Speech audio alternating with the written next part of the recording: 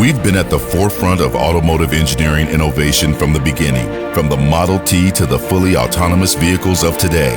With the next automotive revolution happening right before our eyes, SAE's quantifiable research and reliable technical documentation are more crucial than ever. Connected vehicles, electrified vehicle technology, and sustainable transportation are just a handful of the areas where SAE International supports those who shape the future for the mobility of tomorrow. With more than a century of experience, a powerful and growing cohort of shared knowledge, backed by a global community of more than 200,000 engineers, technical experts, and volunteers, SAE continues to curate the most reliable and comprehensive collection of engineering resources and consensus-based mobility standards on Earth. Movement defines life. SAE lives to define movement.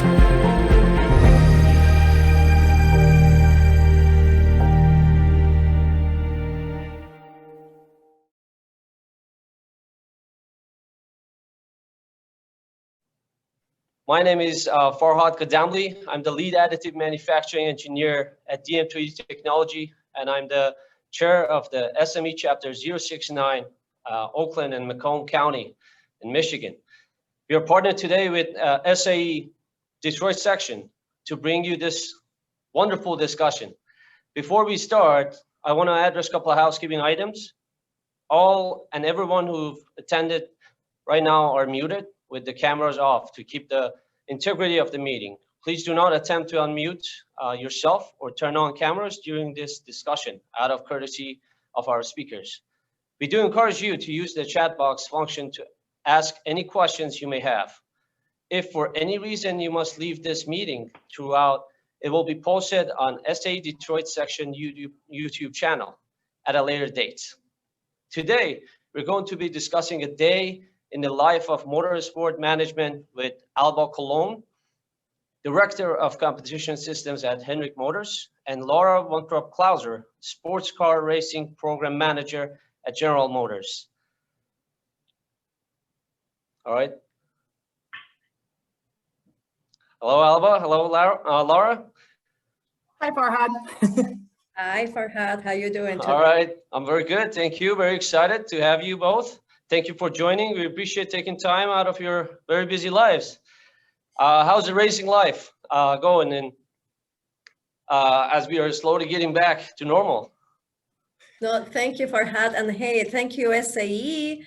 Thank you, SME. And thank you to everybody that is here today. It's a pleasure to be doing this today. And of course, to be spending time with Laura here. We just were at the Formula SAE Michigan event, so it's great to see her several days later. Racing is going great for us in NASCAR.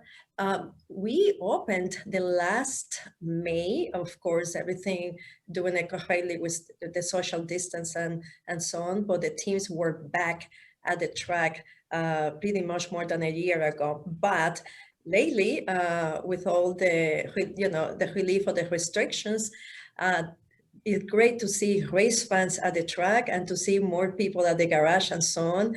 And you do not have an idea the energy that race fans provide to all of us. In the past, it was a little bit weird, like you win a race and nobody was there to cheer you from the race, from the racetrack. But now is fantastic. So it's great to be back to some normality, and we look forward to, for things to open more and to be more normal. So thanks for the question.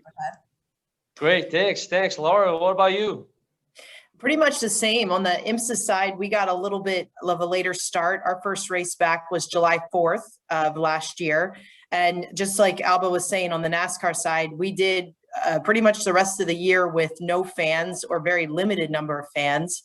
And it kind of felt like a giant test day without having all the people around. And as of Detroit this year, we finally had fans back in the paddock. And yes. We knew we missed them, but we just didn't realize how much. It just was exciting to see people wearing their different favorite team T-shirts, the kids running around, getting things, looking for drivers and whatever they could find. It just feels so good. So I think we're all hopefully on an upward trajectory to getting back to more normal. But The one thing that is cool though of the sports, racing was kind of the perfect one to still go even in COVID. We do it outside in a very large facility where we can spread out. So I think that, us being able to carry on last year was a testament to understanding how everything works and keeping it safe. And I think all the racing series were able to stay very safe and not have any huge outbreaks or anything. So we're really proud of that and really excited to be back to what we know and love, having people with us. Great. Thank you. Thank you. Yes, we saw that Detroit Grand Prix was just around the corner. I hope it went well. So it is great to hear, and it's good to see that workplace environment is getting back to a comfortable motion. Now that you have, you both have incredibly intense jobs and clearly had a pathway of getting there. Can you provide us on your background that led you in the racing industry? Alba, maybe we go with you this time again. No problem at all, Farhad. Absolutely. Long story short, I really owe a lot of where we are, and I think that Laura has pretty much a quick similar story to SAE. I was involved at the Formula SAE program at my alma mater, University of Puerto Rico at Mayagüez, and we built, of course, design and built a race car, came to Michigan. Of course, the competition takes place now at MIS, but in the past, I remember it was in the proving grounds of GM, and we went to different facilities after that until finally here at MIS. But that was where I met several engineers that gave me the opportunity to come and work at General Motors. And I entered immediately in the racing department as a data acquisition engineer for many of the series, including what is the series that Laura is working today. I remember my first race was a Daytona 24 hours, and believe me, it's not a 24-hour event, it's a 48-hour event. Laura will on that completely.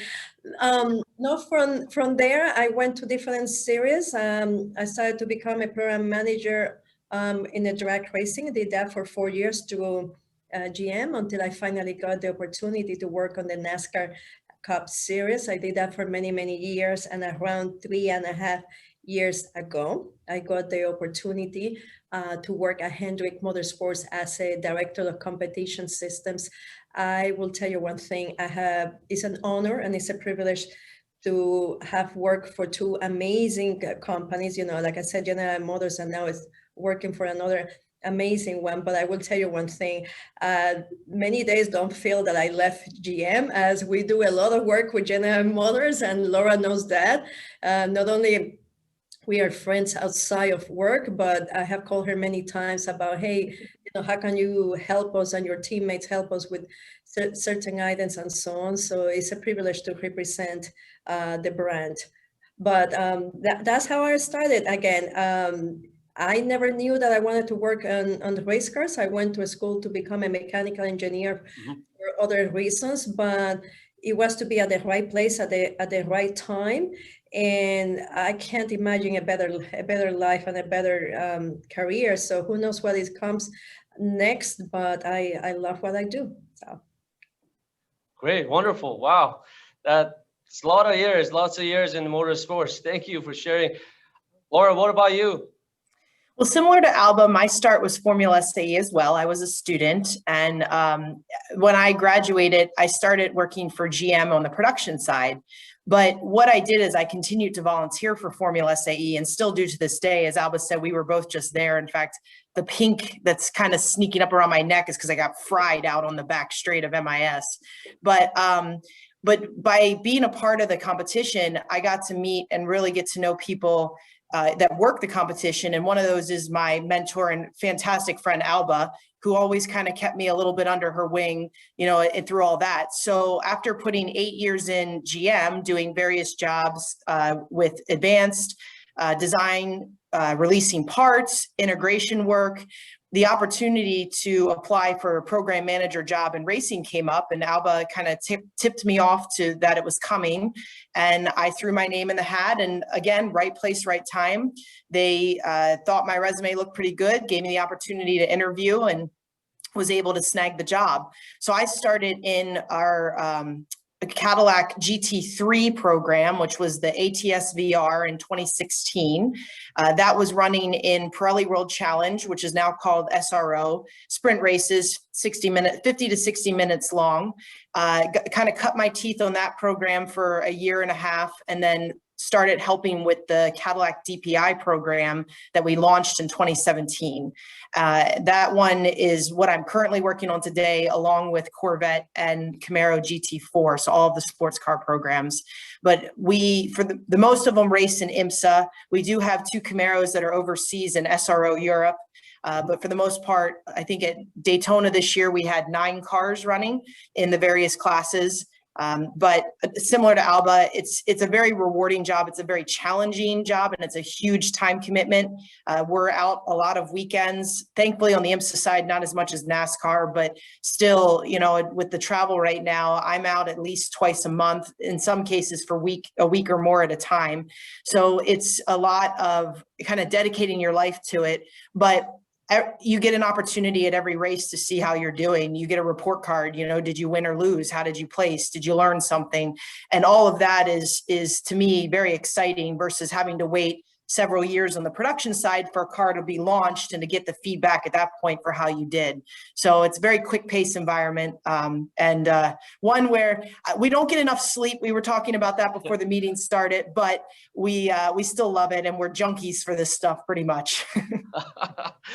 Great. Wow. I'm sure it's a lot of pressure. We'll get to that. But Laura, picking up on this line, what are your routines? You know, what are your responsibilities? I know you touched here and there, but if you can let us know, you know, about that, that would be great.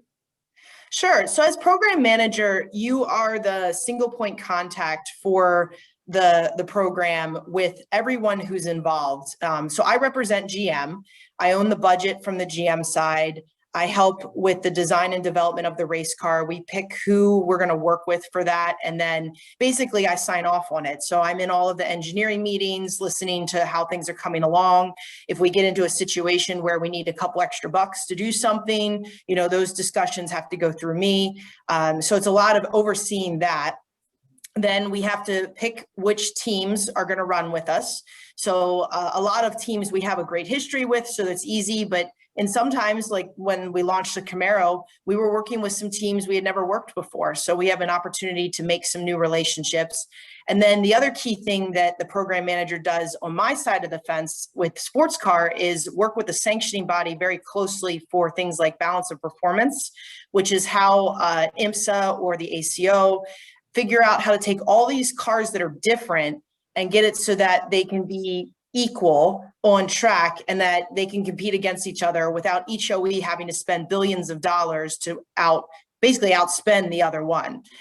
It's the best and the worst part of racing. It keeps racing affordable, but it's also a huge discussion and always trying to figure out how to do that. So I've learned a lot about politics in this job. So you have to have that balance of engineering and working with others. And then a lot of time management skills and program management and a lot of relationship building. In fact, we just brought on an assistant sports car racing program manager a couple months ago. And I think one of the first things that she figured out was that there's a lot of people involved with this, and most of them are not direct GM hire. So when you go into a GM, we have this thing called People Finder, where you can look up, you know, groups and how you report up and everything. And if you click on the motorsports group at GM, there's not many of us. I think there's 5 under my boss, and then there's another director that has NASCAR that has a handful of people under him. But then when you come to the track and you meet everybody who's involved and makes the program successful, you find out that it's 100+ people that are doing all this stuff. So it's been a lot of fun, you know, getting her to know everybody. And I've really enjoyed developing all the relationships I have with all the different people we work with. Thank you. Thank you. That was a great perspective. Alba, what about you? Well, first of all, I need some of that extra money from Laura that she's asking for at GM. I need that money here at the team. So she knows that, but I need to remind her that, okay?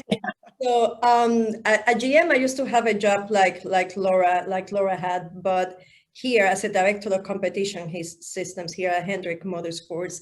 I oversee a department. We are in charge of the simulation that we use during of course, the race weekends and so on. Well, more than the race weekends, during the whole week.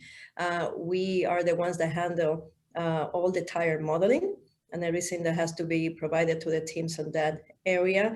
We do testing, not only testing here at the shop, but also testing outside. In the past, NASCAR reduced the number of testing that we could go and do at the track, but there's a new race car coming the next year, and pretty much every month we are going to test to different tracks around the country to understand tires and to understand the behavior of the vehicle.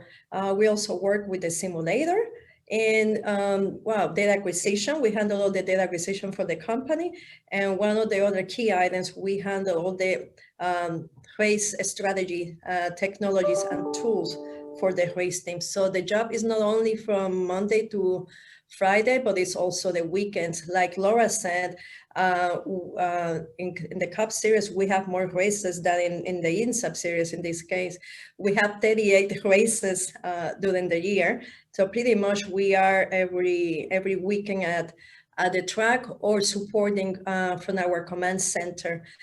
Due to the COVID, NASCAR reduced the number of people that could go to the track, and teams started to build what we call command centers, where pretty much all the engineers and other support like simulation, aero, IT, and other technologies got together while the teams were at the track, and we have direct communication with the track, and we can support and providing all those strategy tools to the teams. And the only difference is that perhaps with some of the weekends we are not there next to the crew chief, but they can, we can hear all the communication and we can see absolutely everything that is going on. So pretty much it's a 7-day-a-week job. Our season goes, like Laura knows, and she starts earlier, 1 or 2 weeks before me with the Daytona 24 hours, and we go with the Daytona 500 a week later.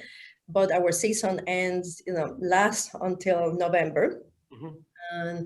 And this weekend we are racing in New Hampshire, and luckily there's this year we have Olympic Games. So because they are going to give us 2 weekends off. There's no 2 weeks off. It's 2 weekends off because one of our TV partners, in this case, NBC, they're spending the 2 weeks, of course, during the Olympics, so we come back 2 weeks later and go 14 weekends straight. So I love my job. I love to work with people that, are amazing. At the end of the day, it's like, hey, our job is to win races and championships. And Laura will tell you the same. And of course, to represent our OEM, in this case, General Motors Chevrolet, but also to represent all our sponsors.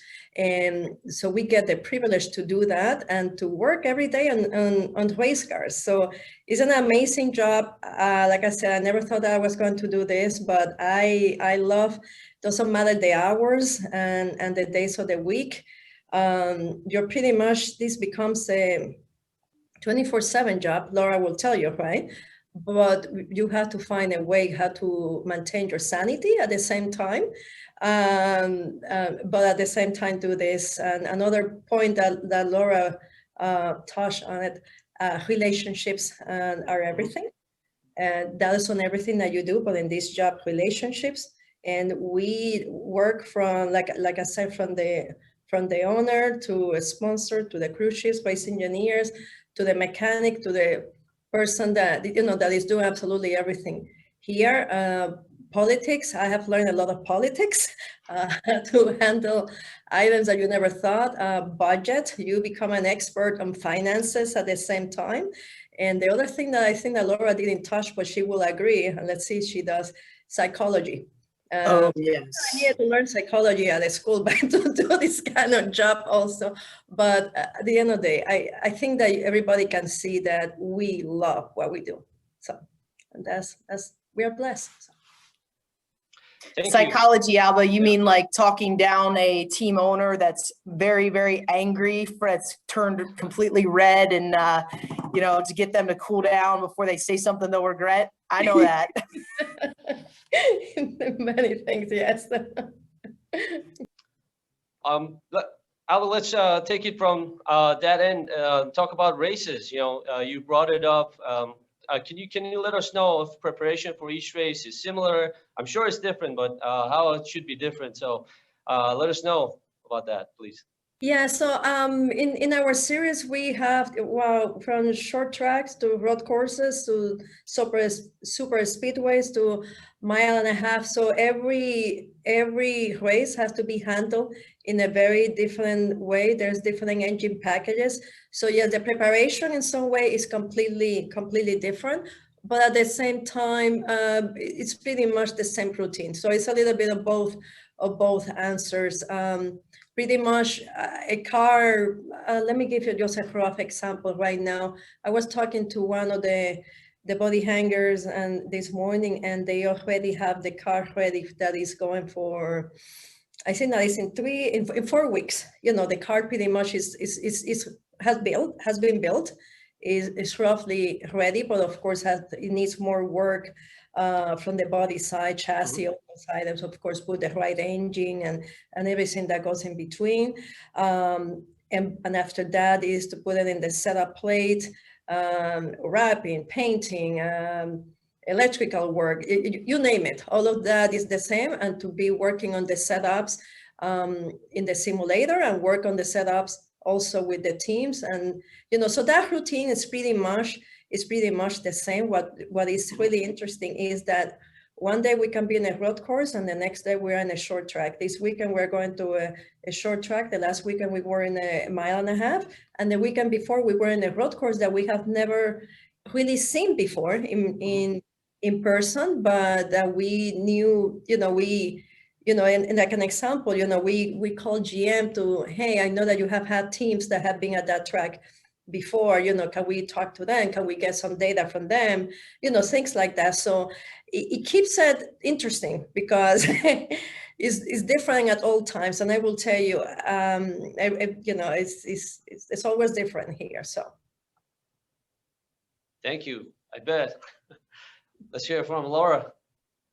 So that's actually kind of neat that Alba can represent the team, because the way that the races differ for me usually do not have anything to do with which track we're going to and anything along those lines, because the teams handle all of that. They get the cars ready. They know what they need to do. They talk strategy. They figure all of that out.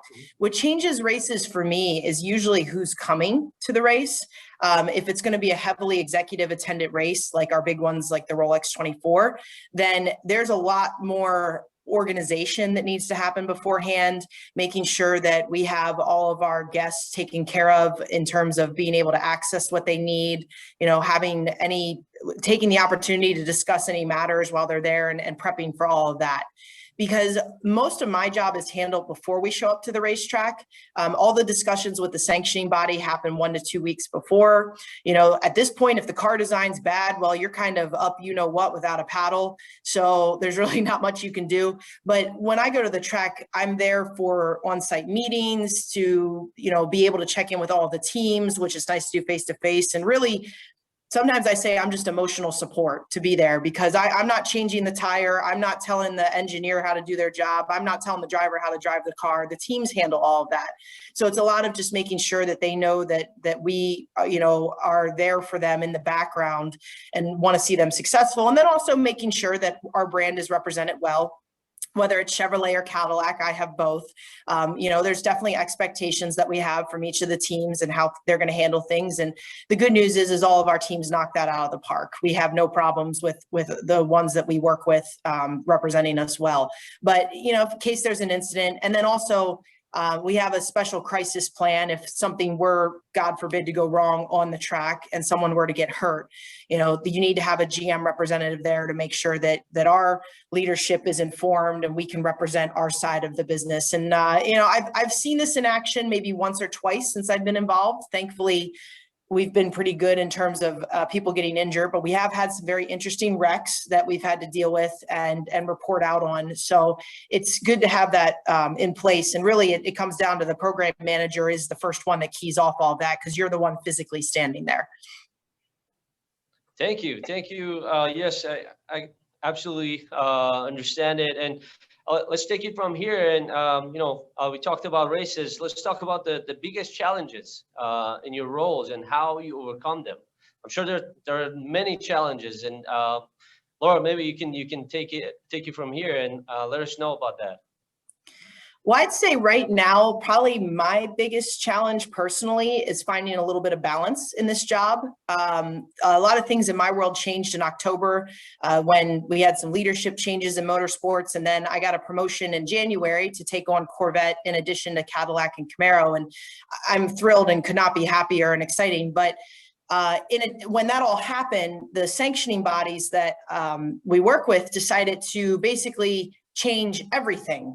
That, options of where to race, what classes our cars can go into. So nothing has been just running. It's everything is changing. We have to figure out what we're doing for next year. There's a lot that, so basically moving from the 3 programs, it really was 3 plus all this, figuring out what we're doing for the future and how we maintain and everything. So it's been a little busy for me, and I definitely need to find a little bit more, me time in all of that, just to make sure I don't burn myself out.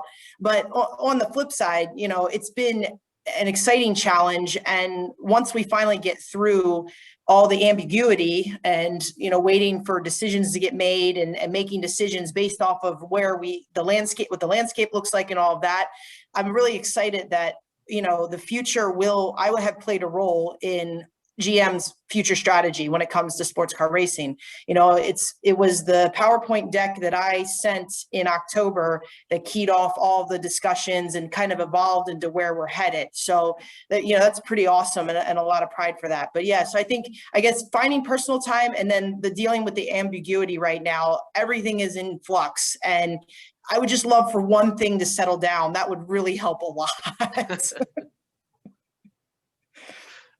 I think that Laura answered that question so well, really well.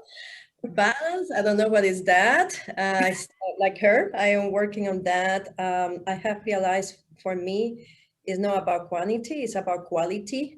Mm-hmm. And to find that little thing, perhaps it's 5-10 minutes a day that can put you center yourself, right? Put you at some peace and to realize, that, like an example, Laura and I really believe we are blessed with who we have married. Yes. Our spouses, I seriously do not, sometimes I wonder, how do they handle the 2 of us, seriously? Because it requires a lot of patience and a very special person to deal with what we go through and with our schedules and with, I remember it was the last week I told him, I said, oh yeah, no problem, I will be here tomorrow. And by 10 p.m. I got a call, and the next day I was in a flight at 7 a.m. And I didn't wake him up the next day. Oh, by the way, I'm just here, in this other place. So it requires a lot, from the other person. It's not only us, but it's the other person. Like Laura, I'm going through a little bit of ambiguity also, as we have a brand new vehicle the next year that is extremely radical from what we have been used to.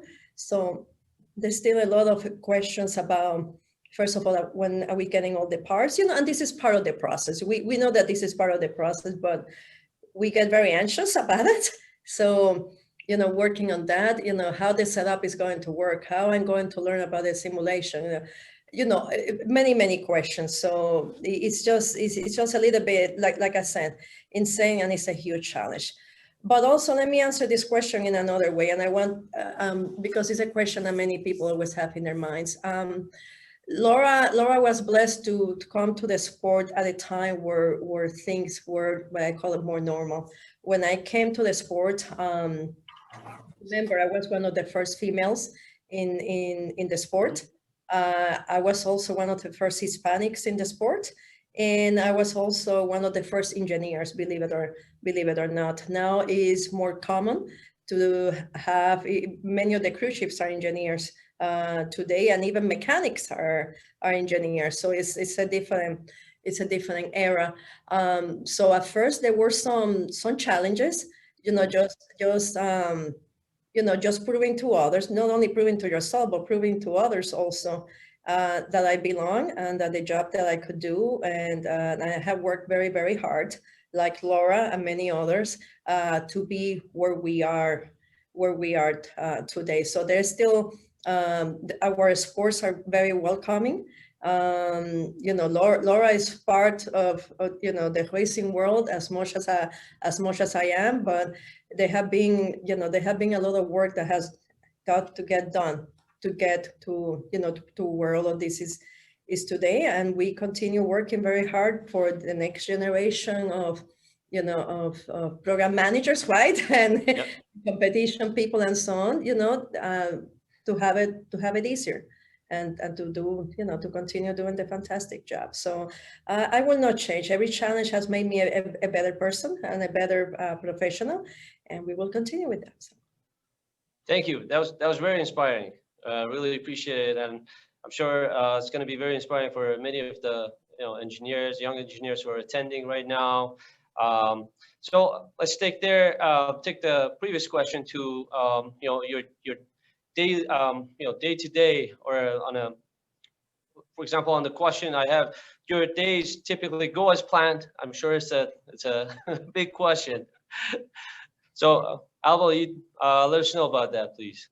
The answer is a big no, and it's a huge no. It's a big no. What is normal is that I wake up at 5 o'clock in the morning to come to work. That is what the only thing. No, it's never as planned. Of course, you have some routine. Of course, the weekends are the races. Monday is a lot of debrief, understanding, what happened during the race and what do we need to improve and what is better. So we know that is common. That is common. And like an example, we're all working like crazy outside of this door, getting cars ready, and that they will go to the track tomorrow night. We know that part. But aside of that, everything goes, sometimes go out of the window, and you have to have the ability to work with that, to react and to understand what is in front of you at that moment, and to become a magician, with your time management.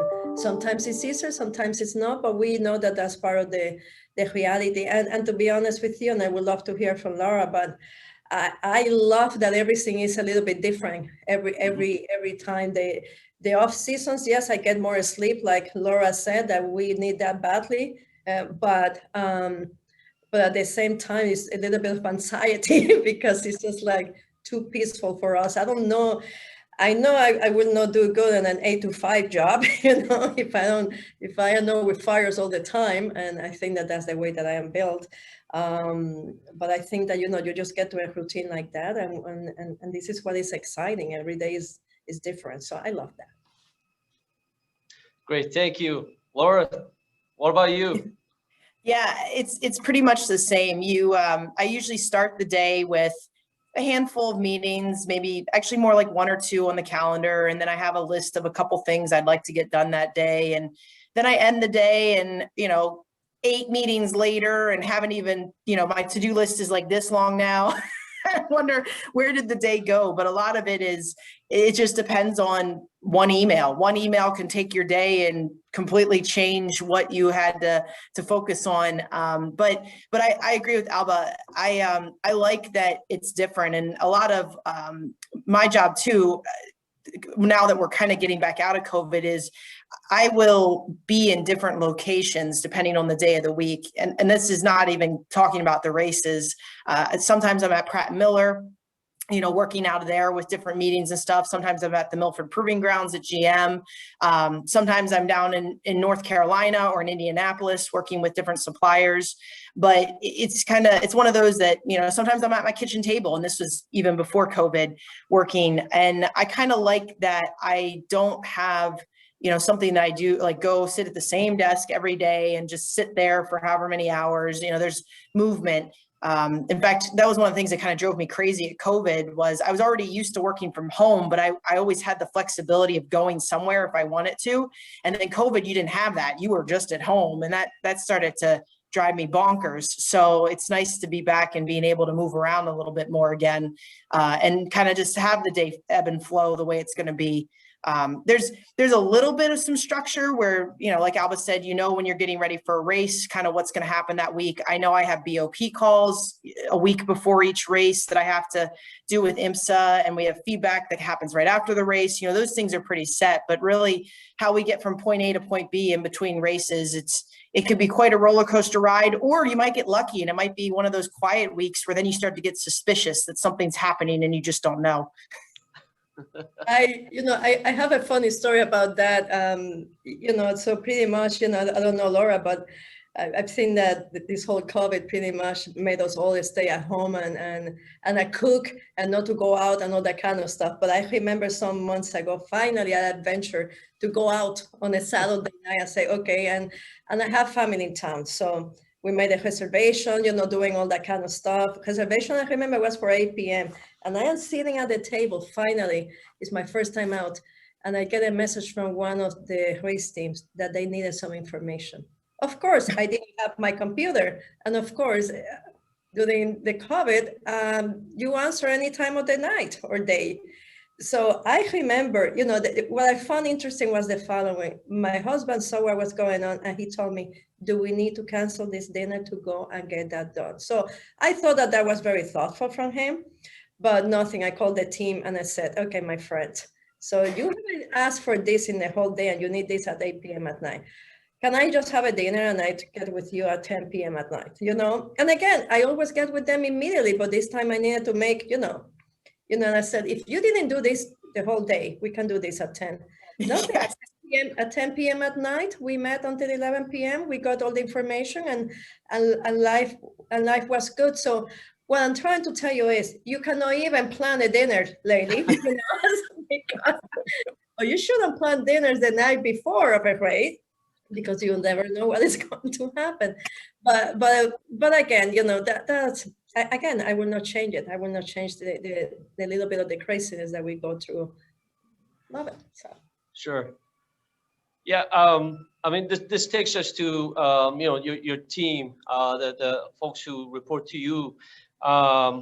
Hearing from how your days, how things go, and your jobs in a day. What does it take to be part of your team? What characteristics, what qualities individuals should have to be a part of your team? That would be a good question, to ask you two. We just hired someone, like I said, to be the assistant sports car program manager. So I can talk you a little bit through how we chose the person that we did. Her name is Christy Bagney, and she's fantastic.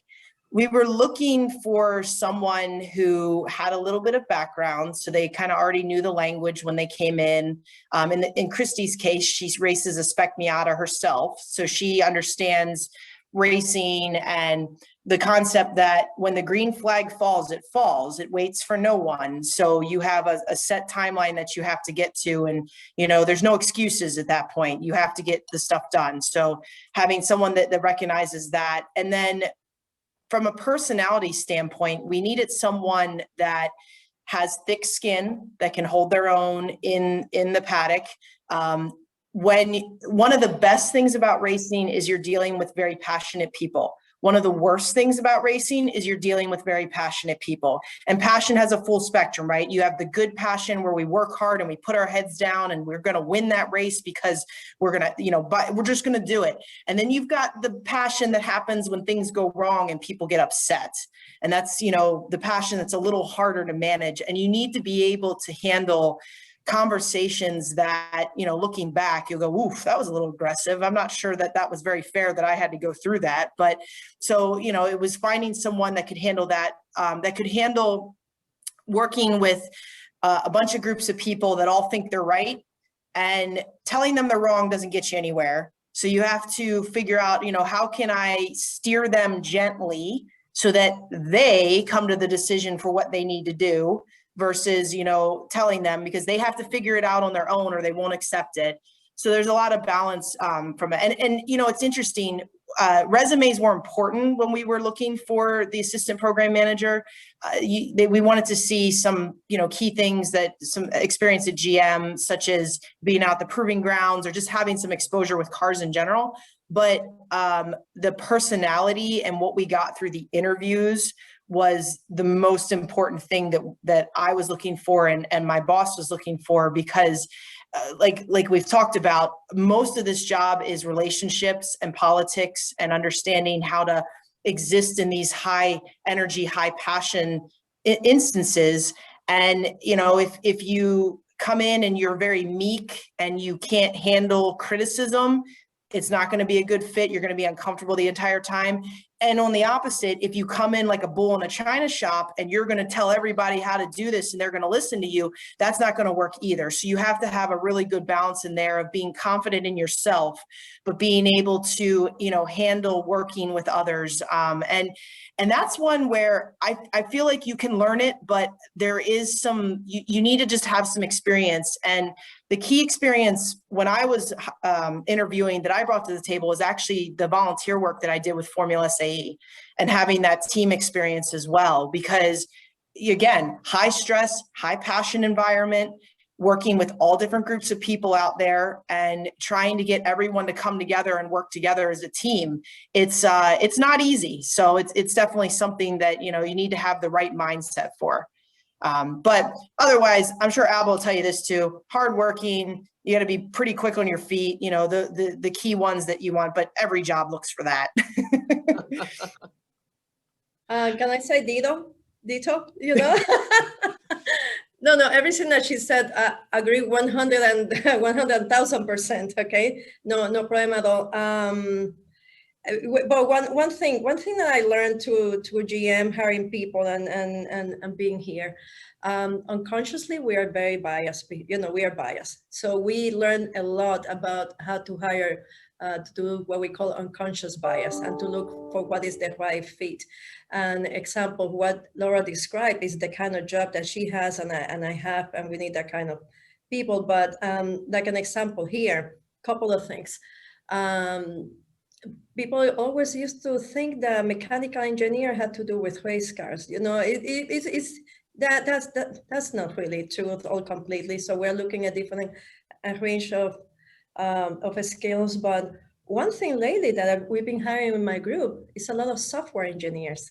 Everything is changing and in the racing world, and you need a lot of software skills. And I always said, if I can find a mechanical engineer that understands vehicle dynamics, but he has a strong background in the software engineering side, that is my perfect candidate. But with that said, one thing that Laura said, the cultural fit is key. The right attitude to do the job, the soft skills. That's why she and I volunteer a lot at Formula SAE, and that's why we spend a lot of hours looking at teams. At the end of the day, it's not the one that knows everything that we want. The one that we want to hire is the one that, when you had an issue, when your car broke at, let's say at the brake area, because if brakes and endurance, Laura takes them out immediately. She doesn't give them a break. But if they break before, before one of the competitions, the person how they handle the situation, how they overcame, failure, all those kind of things. Those are the ones that we are looking. We can teach you a lot of technical things, right? It's great, the background, fantastic, but we can teach you. But if you don't have the right cultural fit, the right attitude that, yes, I do my job, but at the end of the day, one thing that we do as a race team that I adore every time that we go to a test session, and we do it during the weekends, but we go to a test session and the test session ends and we start to pack, right? By the way, in the last test session 2 weeks ago, by the way, at the end, I cleaned the area where we were at the garage, because the guy that normally does that, he was putting some equipment inside the hauler. I'm sorry, I'm not too big not to clean the floor. That's what it took at that specific moment. And another thing, none of us leave until the door of that hauler is closed. We are a team all the way around. So doesn't matter because me as the director, okay, I am leaving, bye. I really believe I should be the first one to arrive and the last one to leave. That's just my motto, but nobody leaves that garage until that door is closed because we are a team. So that you can't find in a resume. You know, that you will find by talking, by learning, by talking to professors, by talking to ex-bosses, you know, of that person, by looking at the social media. We'll look at social media, you know that, Laura, when we hire people, by the volunteerism, what they do. But that is, you know, that teamwork attitude, and to be a perfect cultural fit, that's what we do, so. Yeah. Great to hear. Lots of similarities I heard, and you know, it requires certain skills to be part of your team for sure. So let's take a step back. You know, we heard about your challenges. We heard about people who belong to your team. What advice would you give your younger self to better prepare for where you are now? We start with Alba. If you can let us know. Yeah, and again, I'm very curious to see what Laura is going to say on that one, you know, and I grew up, hey, I will admit it, I grew up in an age where internet was not around. Internet decided to happen when I was finishing high school and going to the university. So I think that, you know, what the students can do now is fantastic that we didn't have that opportunity. But I would tell you, the younger me, I was outrageously shy, believe it or not. I was the one that was always stunning, being the top one in the class, all that kind of stuff. But I didn't spend too much time doing other things. So I always said I will give myself permission to have more fun, you know, to a younger self, to have more fun, to be outspoken. At one moment, and I really I give thanks to SAE, but at one moment when I started in the Formula SAE team at college, that was when I flourished. And that was when I realized the power of networking, the power of all of this. And again, thankfully I did that in college. But when I see students from high school, how they, you know, they behave, how they approach people, how they do these things, it's just amazing.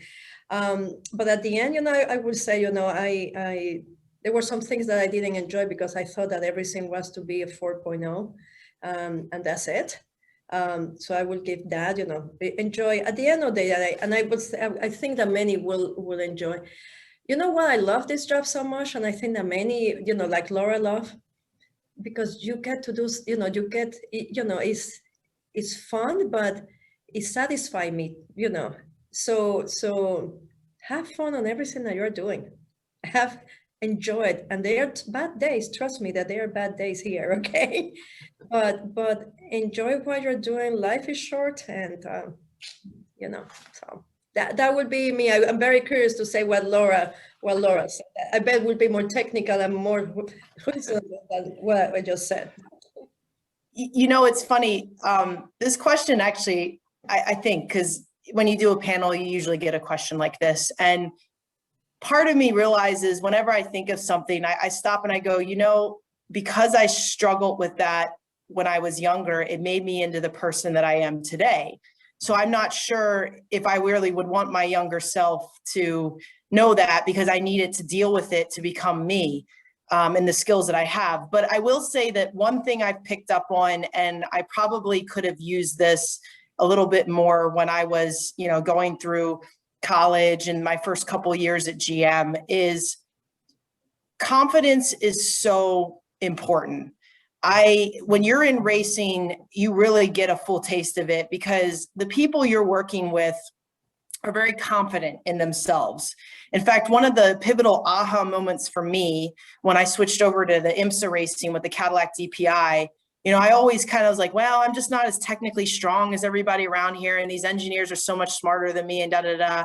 Well, I remember that, you know, we were dealing with an issue on the car, and in my mind, I knew Yeah, here's what I think we should do. But the engineer on the team was dead set that there was something else that he thought needed to happen. So, it was his car to play with. So he did his thing. Well, it ended up working out that what I had thought was right and his was not. And that moment I walked away going, these people walk around and act like they know everything, but in some ways it's an act. They really, they truly believe it, and that's great. But it's going into the room and saying, I deserve to be here. I know things. I've got, a lot of background that I can lean on, and throwing ideas out and not being scared to be a part of the conversation or worried that you're going to say the wrong thing or people are going to think you're stupid. And I know some of this is probably a little bit of the female versus male thing too, that kind of happens. And, in most cases, Alba's the same because she's a trailblazer, but you're usually the only woman in the room in racing, typically. But ever since that experience, I have not let anyone make me feel like I don't know what I'm doing or that I don't belong in the job that I have. And I really think that it's changed me, and it's really given me a presence when I walk into a room or when I'm working with different partners or suppliers or teams that has changed kind of the way I feel about myself more than anything else. I don't know if anyone ever thought, you can't get in other people's minds. Thank God. I don't think we'd want to, but it's really, it's, to me, I feel like, I belong and that I deserve to be there. And I definitely carry myself differently now. And I appreciate and respect myself more than I did in the past. And I really wish that I had figured that out a little bit sooner. But again, that journey to get where I am today is who made me who I am. And Farhad, I told you that she will provide you a way better answer. And I will tell you, she's my pride and joy. But once again, the whole deal, like she said, she said the right word, confidence. Yes, I was too shy. I was like, oh, I don't want to say this or that. But again, she's right. We belong where we are. And one thing, don't be afraid if you don't know something. And I told the guys, you know what? I don't understand that part. Can you explain me? Can you explain me that? And but I agree with Laura 100%. So.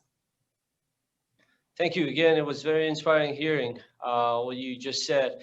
And my next question is, did you see yourself when you were going through, engineering degree, being a student? Did you see yourself at this level when you were studying?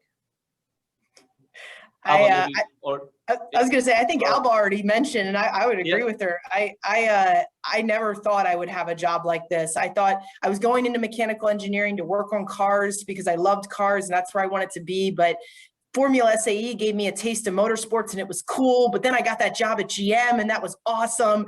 And then this opportunity came up and I pretty much thought I was dreaming. So, to have that chance and to be here, it was never a part of the plan, but it's been the best derail I've ever had. Yes, no, so I became a mechanical engineer because I wanted to be an astronaut, not because I was interested in racing. And of course, growing up in Puerto Rico, there was not too much racing at that time. So I wanted to be the first female Puerto Rican astronaut.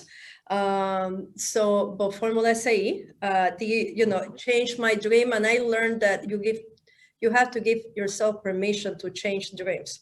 It's not that you forgot to dream, or it's just you have a different dream, and that is fantastic. So when I started data acquisition engineer, did I see myself to be the program manager of the Cup Series for GM? No. But when that happened, I started to dream bigger. I started to dream things. And once again, 3.5 years ago, another shift.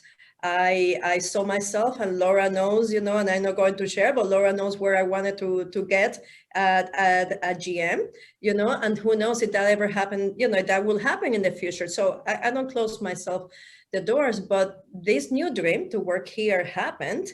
And I have the bigger dreams, of what to do. And at the end of the day, I think that at the end, my dream and what I have realized lately is that we are very privileged on the jobs that we have, and that I want to make sure that whatever I do, that I support others that are coming after me. to do this job and to dream bigger and to be more successful, in the sport. But with that said, now that the last Sunday, now we finally have a space tourism being a reality. Trust me, I will be putting my name very soon, okay? Very soon, to go and do that and get my astronaut, wings. So as you can see, every time, I have been in NASA several times, and it's just like I am like a kid in a candy store. But I will tell you one thing, I give thanks to God to those two gentlemen that took a chance of me at Formula SAE. And I give thanks to Mr. H calling me one day and tell me, I'm putting a new department together and I want that you take care of that department, and who knows what will happen after here. So you know what, all of that happened because the hard work that we put on the projects that we were doing, and to have the right attitude, and you never know. And trust me, I know, when Laura and I talk, I remember that dinner where we talk about the opportunity, right? And I told her, hey, this is what racing is about. And to see her, how she's doing, and every time that I see an article of her, I am like a mom, I would be honest, a big sister. And I am like, goodness, look how amazing she's doing. Look how amazing, and all the 100 things that she can do, and how many young girls want to be like Laura someday. And Alba. But I think at the end of the day, this is what we're going to get at the end of the day, that we were able to help the world and to help the sport to be better and to give more opportunities to others. Not only females, but in my case, to see more Hispanics, to see Black, Asians, I believe in what we call diversity of thought, and to see that the diversity of thought of our sport is changing, and Laura has seen that in her sport too. So at the end of the day, that's what we get. It doesn't matter the positions that we have or not, to be able to change the world for a better deal is what is absolutely. Thank you, Alba. Thank you. I know we're, getting near to the end. I would like to quickly go through questions came through the audience and read that for you. Do you have stories of a driver giving seat of the pants feedback from a driving simulator to a shop engineer that may not have been textbook intuitive, but track worthy? Was there any? I'm sorry, can you repeat that question again, Farhad? Sure, yeah. Do you have stories of a driver giving seat of the pants feedback from a driving simulator to a shop engineer that may not have been textbook intuitive, but track worthy? Oh yes, yes.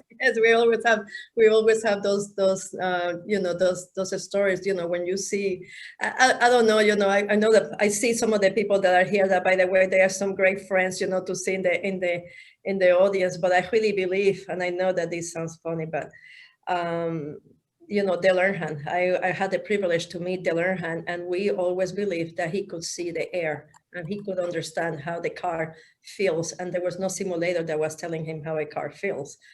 Tony Stewart is another big example. And we get to work now with Kyle Larson. That is another example that it tells you, hey, the simulator tells you this thing, but in the reality, this is happening. So I think that tools help you to get better. But at the end of the day, that confidence in the driver and that confidence is what it helps you. And you see a Jeff Gordon that decided to drive when he was a 5-year-old, and he didn't need a simulator, to get where he is. But I will tell you another quick story. One of our drivers, William Barron, he didn't drive until he was 15 years old. And how he learned to drive was in a simulator. And look at how amazing of a driver he has become. So the tools are fantastic, you use it, but at one moment, your common sense and your intuition and past experience is what is going to make you, do the right thing. Thank you, Al.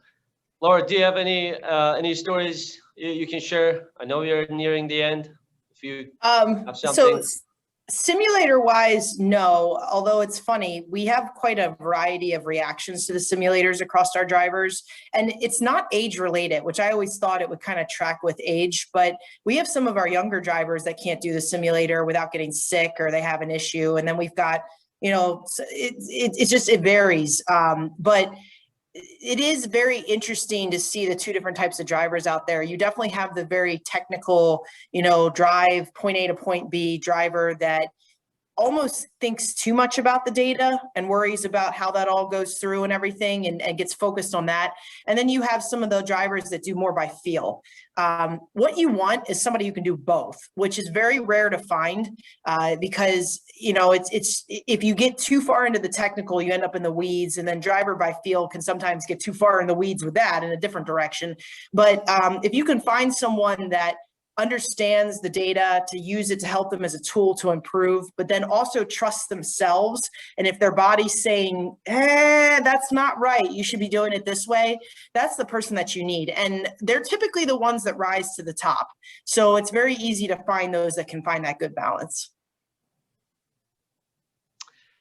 All right, thank you so much. We're 1 minute over. I would like to make sure that you know, any other question could be sent to an email from SAE, if I'm correct. Yeah, we are having the email up. I'm gonna go ahead and close the meeting. Really appreciate the time, Alba and Laura, that you took out of your busy days. We all know that you're busy, and we heard a lot, so we really appreciate it. Thank you. Thank you.